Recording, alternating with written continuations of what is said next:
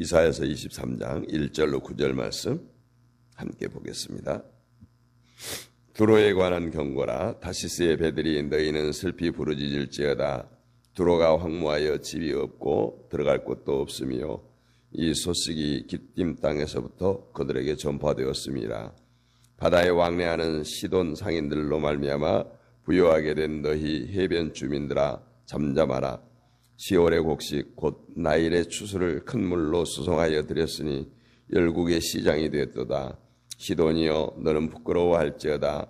대저바다 곧 바다의 요새가 말하기를 나는 산고를 겪지 못하였으며 출산하지 못하였으며 청년들을 양육하지도 못하였으며 처녀들을 생육하지도 못하였다 했습니다.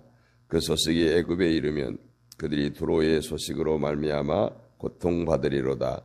너희는 타시스로 건너갈지어다. 해변 주민아 너희는 슬피 부르짖을지어다. 이것이 옛날에 건설된 너희 희락의 성 곧 그 백성이 자기 발로 먼 지방까지 가서 머물던 성읍이냐. 멸류관을 씌우던 자요 그 상인들은 고관들이요 그 무역상들은 세상의 존귀한 자리였던 두로에 대하여 누가 이 일을 정하였느냐. 만군의 여호와께서 그것을 정하신 것이라. 모든 누리던 영화를 욕되게 하시며 세상의 모든 교만하던 자가 멸시를 받게 하심이라. 아멘. 할렐루야. 두로에 대한 심판. 두로와 시돈은 항상 성경에 보면 같이 이렇게 묶여 나오는데 지금으로 보면 레바논 지역, 레바논 지역이고 당시에는 페니키아, 신약에 보면 베니게라고 하는 그 나라인데 당시에 두로와 시돈은 지중해 연안의 무역으로 인해서 엄청나게 부유한, 결국은 그 부유함으로 인해서 교만하게 되고 하나님의 심판을 받게 되지요. 우리가 성경을 보거나 설교 말씀을 들으면 하나님은 세상에서 돈을 싫어하고 권력을 싫어하고 세상 모든 것을 부정하는 하나님이라는 생각을 갖기가 쉽습니다. 오늘 이사야서를 보면 하나님께서 계속 심판하는 그 나라들을 보면 부유하고 돈이 많고 문명, 문화가 발달된 나라들, 당시의 강대국들이 많이 등장합니다. 그래서 어딘지 모르게 우리는 하나님은 그런 돈이 많고 권력을 가지고 있는 것을 싫어하고 세상의 낙을 누리는 것을 용납하지 않는다, 이런 느낌이 듭니다. 오늘 이사야 23장은 두로 또 시돈에 대한 심판의 경고입니다. 두로가 하나님께 대해서 어떤 나쁜 짓을 했다는 이런 내용은 나오지 않습니다. 단지 두로가 해안을 끼고 있는 도시로서 자연히 무역의 중심 도시가 되었고 그러다 보니 물질이 풍부해지면서 문명과 문화가 발달되는 것은 기정사실이고 그렇게 될 때 두로에 사는 사람들은 자연히 그 문화를 누리게 될 수밖에 없는데 하나님은 그런 두로를 심판하시겠다고 합니다. 오늘 7절 말씀에 보면 이것이 옛날에 건설된 너희 희락의 성 곧 그 백성이 자기 발로 먼 지방까지 가서 머물던 성읍이냐. 두로를 희락의 성이라고 칭합니다. 우리가 앞에서 예루살렘을 희락의 성이라 이렇게 칭했었죠. 두로는 세상의 희락을 누리고 살았기 때문에 하나님의 심판을 받는구나. 그렇게 되면 자연히 하나님은 인간이 희락을 누리는 것을 싫어하는가, 심판할 수밖에 없는가, 이런 결론을 우리가 가질 수가 있습니다. 또 9절에 보면 만군의 여호와께서 그것을 정하신 것이라. 모든 누리던 영화를 욕되게 하시며 세상의 모든 교만하던 자가 멸시를 받게 하려 하심이라. 하나님은 세상의 영광과 존귀를 거부한다, 이렇게 볼 수 있습니다. 세상의 영광과 존귀가 뭡니까? 두로와 같이 부귀 영화를 누리는 것 아닙니까? 그렇다면 하나님께서는 희락도 부귀영화도 심판하는 것일까요? 하나님은 그저 가난하고 못 배우고 힘없는 사람만 좋아하는 걸까요? 그러나 우리가 이 땅을 살아가면서 하나님의 뜻대로 살지 않아서 가난한 것, 하나님의 뜻대로 살지 않아서 실패하는 것, 하나님의 뜻대로 살지 않아서 욕을 먹는 것, 이것들은 결코 하나님께서 기뻐하지 않습니다. 우리는 그저 하나님께서 주신 대로 살아가면 됩니다. 돈이 많은 사람은 돈이 있기 때문에 상대적으로 돈이 없는 자보다 많은 혜택을 누리면서 편안한 삶을 살아갑니다. 그것이 잘못이 아니에요. 돈이 없는 사람은 남들처럼 세상 것을 가지지 못하고 누리지 못하고 먹고 싶은 것도 마음대로 먹지 못하고 편리함도 누리지 못합니다. 그래서 불편함과 고생을 안고 살아가죠. 그렇다고 해서 세상에서 돈이 없고 고생했으니까 돈을 많이 가진 사람보다 천국에 들어올 수 있는 가산점을 더 얹어주는 것도 아니라는 거예요. 저는 지금 세상의 희락을 누리며 사는 것이 나쁜 것이 아니다, 이 말씀을 드리고 있어요. 희락이 뭡니까? 꼭 세상에서 방탕하고 술집에 가서 노래하고 히히덕거리면서 노는 것을 희락이라고 말하지 않습니다. 성경에서 희락은 즐거움이라고 말하죠. 꼭 여행을 다니고 고급 스포츠를 즐기고 고급 자가용을 몰면서 고급 음식점을 드나드는 것을 희락이라고 말하지 않아요. 우리는 때로는 집에서 가만히 앉아서 TV를 보면서 재밌어하고 영화를 보러 다니면서 기뻐하기도 합니다. 다 자기 즐거움을 위해서 합니다. 이것이 다 세상의 문명을 누리고 있는 것입니다. 하나님은 그런 것들을 잘못이라고 죄악이라고 말하지 않습니다. 만약 세상의 즐거움을 누리는 것이 잘못된 것이라면 우리는 모두 세상을 등지고 산속으로 들어가서 살아야 될 겁니다. 그런 문명을 버린다고 즐거움을 버린 것이 아니죠.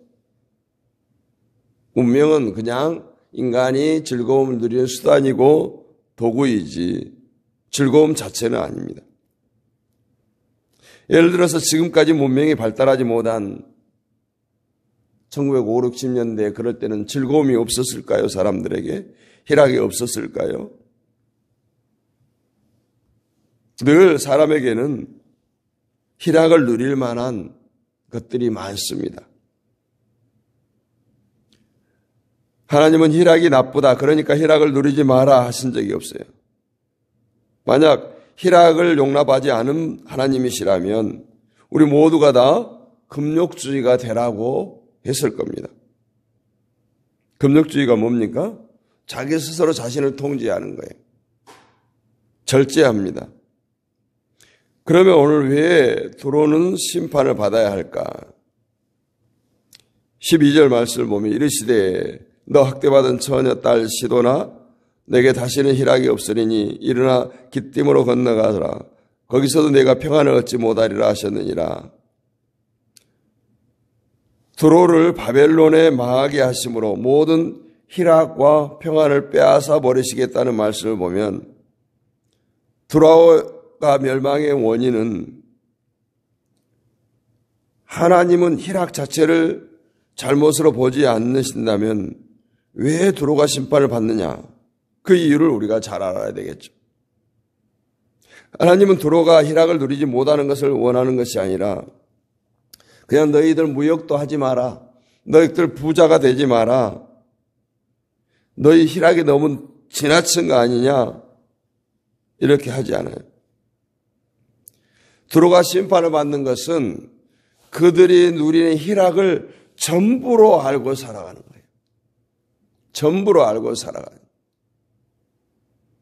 거예요. 세상의 마지막을 보지 못하고 세상의 심판대를 보지 못하고 지금 눈앞에 보여지는 세상의 재미를 누리면서 사는 뿐만 아니라 드로와 시돈은 우상을 섬겼죠.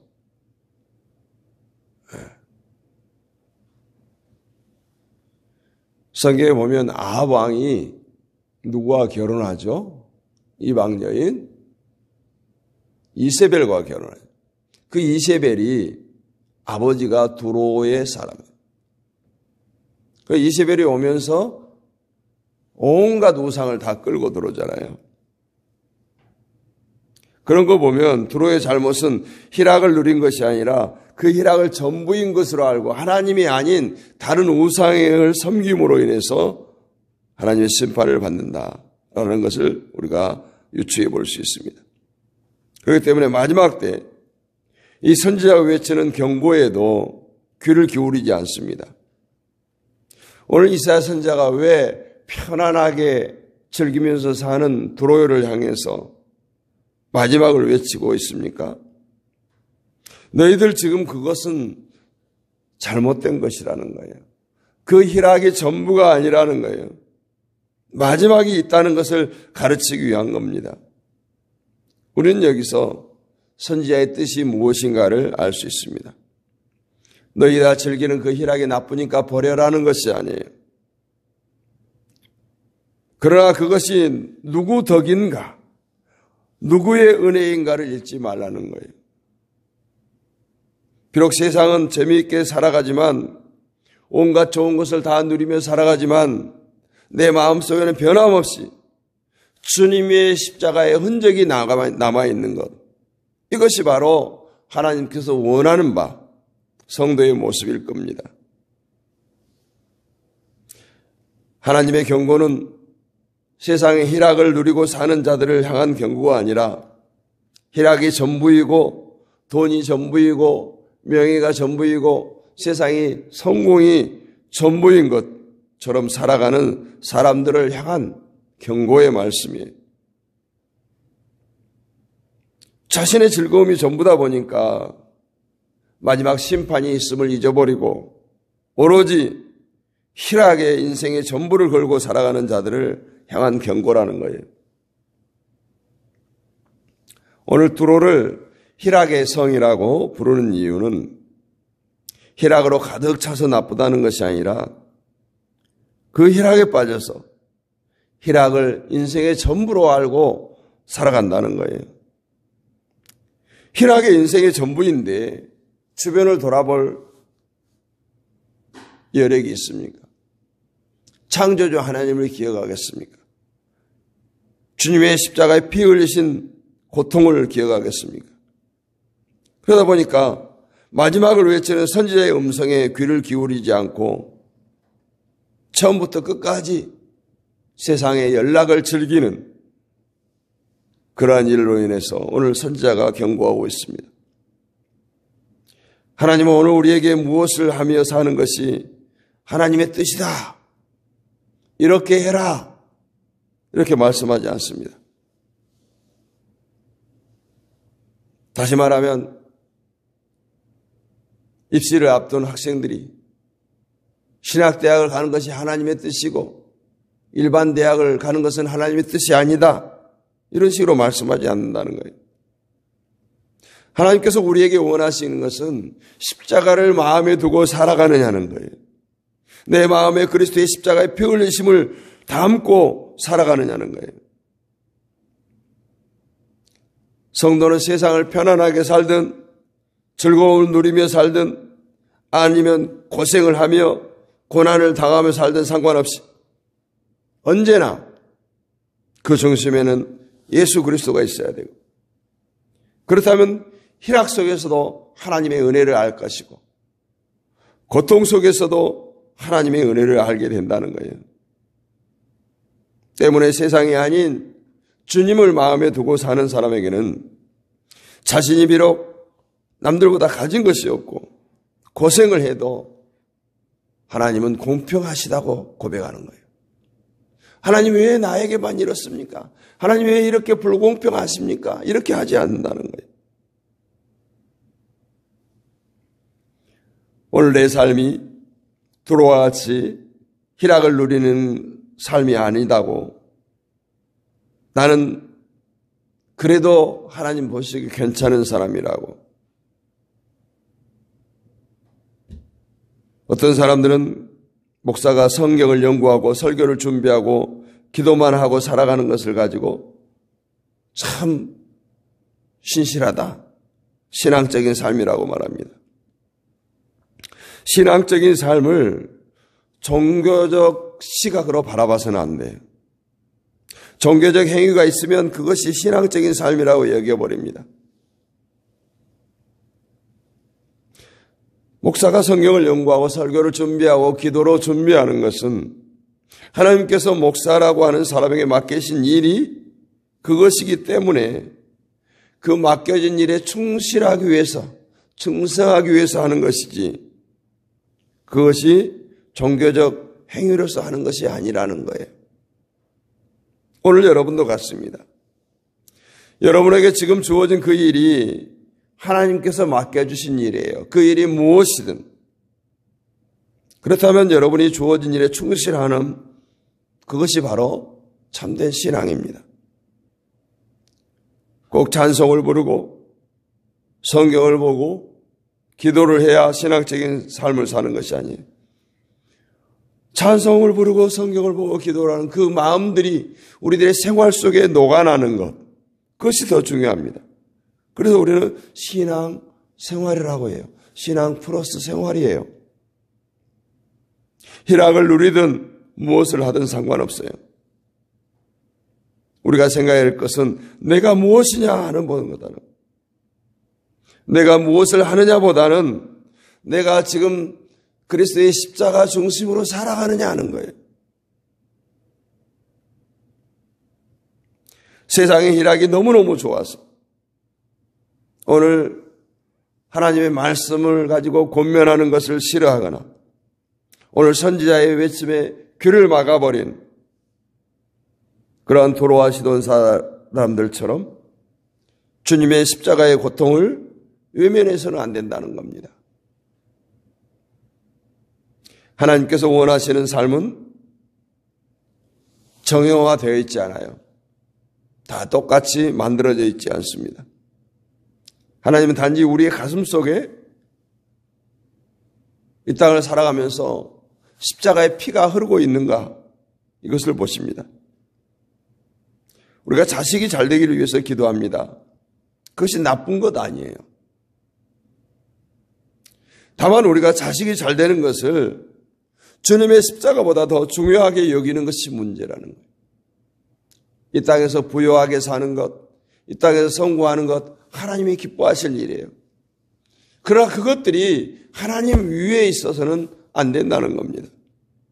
그래서 우리가 우상을 말할 때 하나님보다 더 귀히 여기고 하나님보다 더 높이는 것을 우상이라고 말합니다.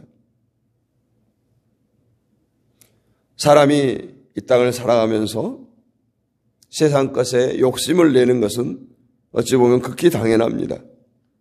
우리가 욕심을 버리겠다고 해서 버려지던가요?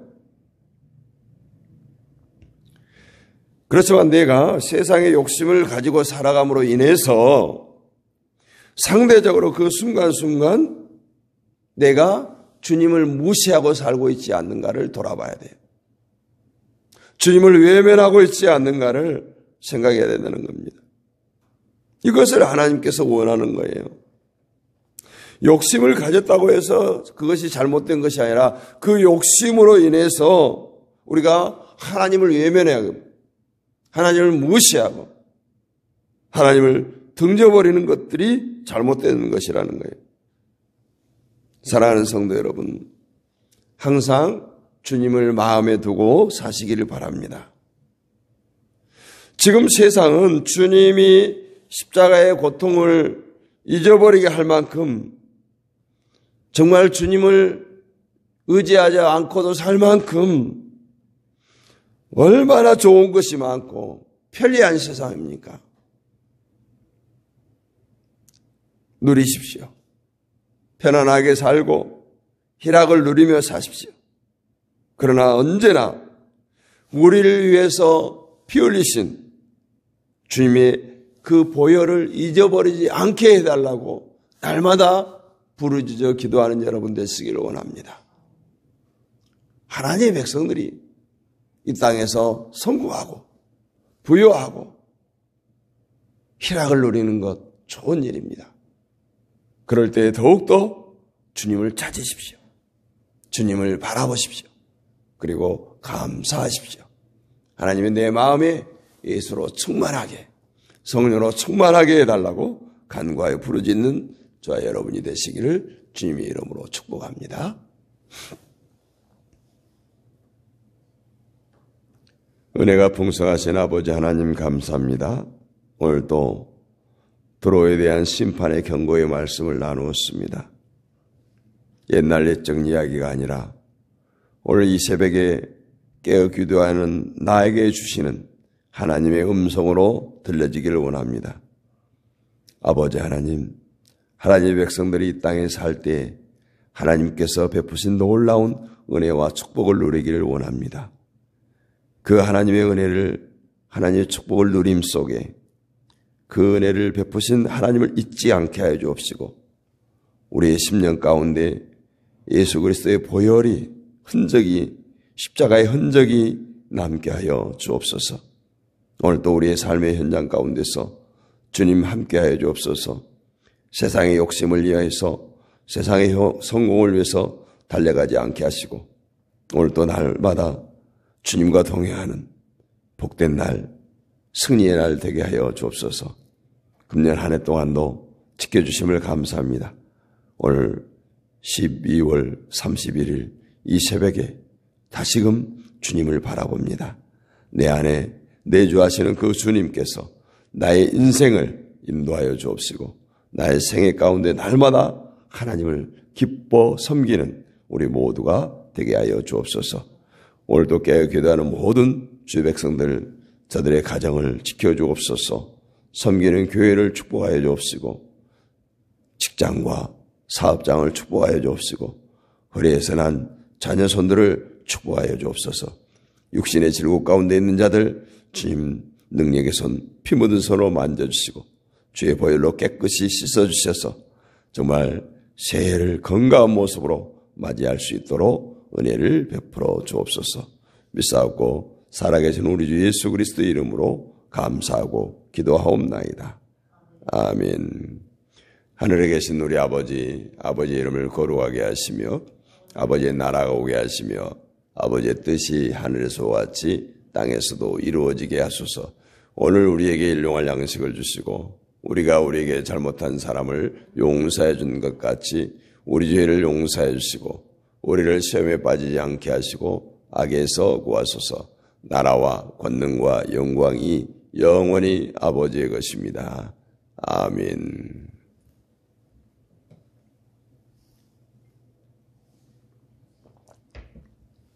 할렐루야.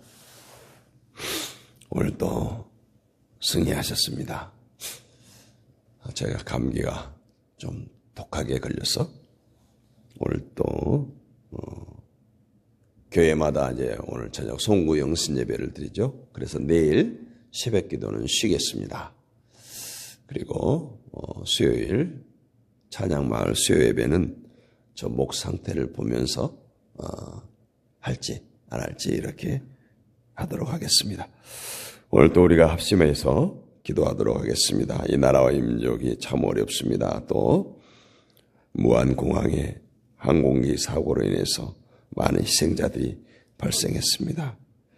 정말 끊이지 않는 이 엄청난 사고들, 정말 하나님께서 이 나라를 지켜주옵소서.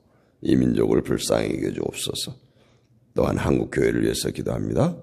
세계 평화를 위해서 기도합니다. 지금도 전쟁 중인 나라 3년이 넘도록 러시아, 우크라이나가 금방 다투다가 멈출 줄 알았는데 멈추지 않습니다. 이스라엘과 레바논 또 무장단체들과의 전쟁, 또 내전 중인 나라들 세계 평화를 위해서 기도하시고 또 파송된 선교사님들의 안전을 건강을 위해서 기도하시고 동역자들, 연약한 지체들, 온라인 사역자들을 위해서 기도합니다. 다음 세대와 자녀들, 친척과 친구, 이웃을 위해서 기도합니다. 우리들의 가정과 섬기는 교회와 사업장과 직장을 위해서 기도합니다. 특별히 화요일은 세계 평화를 위해서, 선교사님들을 위해서 집중적으로 기도하도록 하겠습니다. 우리 주여 크게 한번 외치고 기도합니다. 주여,